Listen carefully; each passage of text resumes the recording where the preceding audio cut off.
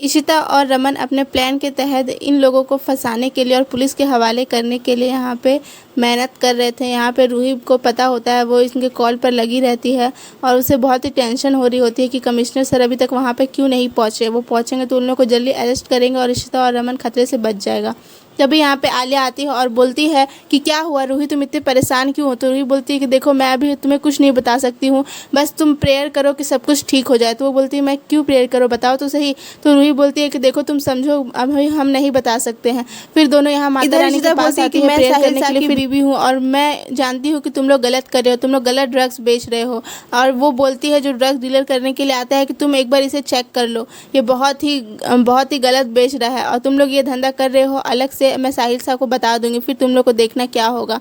फिर यहाँ पे वो बोलता है कि ठीक है मैं चेक कर लेता हूँ। तो फिर ये लोग बोलते हैं कि तुम्हें हम पर विश्वास नहीं है। हाँ, और वो लोग फिर उन लोगों के बीच झगड़ा शुरू हो जाता है। फिर ये लोग यहाँ पे बंदूक निकाल लेते हैं एक दूसरे पर मारने के लिए।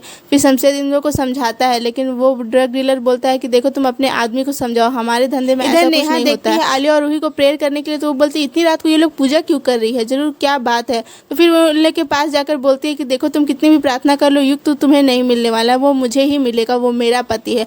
तो फिर रूही से बोलती है कि तुम्हारे बकवास बातों के लिए हमारे पास समय नहीं है, ठीक है। तो युग आते ही नेहा उसके माथे पर टीका लगा देती है और बोलती है कि मैं तुम्हारे ठीक होने के लिए प्रार्थना करती हूँ। फिर वो बोलती है कि मैं युग के साथ ही रहूँगी। तो सिमी उसे ज़बरदस्ती वहाँ से ले जाने की कोशिश करती है। वो बोलती है कि देखो अभी यहाँ रहना अच्छी बात नहीं है। सिमी इन लोग को झूठ कर फंसाती है और वहाँ से लेकर चली जाती है। फिर यहाँ पे युग बहुत ही परेशान होता है। वो रूही से पूछता है कि इशिमा और रमन पापा ठीक है। तो वो बोलता है हाँ।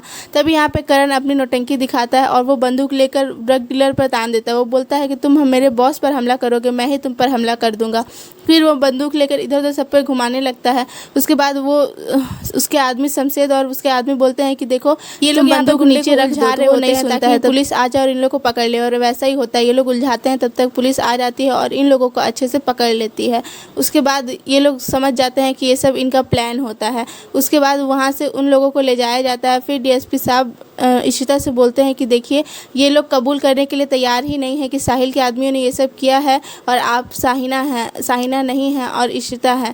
तो वो बोलता है कि अगर ये सब प्रूव नहीं हुआ कल तक तो आपको जेल हो सकती है, इन लोगों को गुनाह कबूल करना ही पड़ेगा।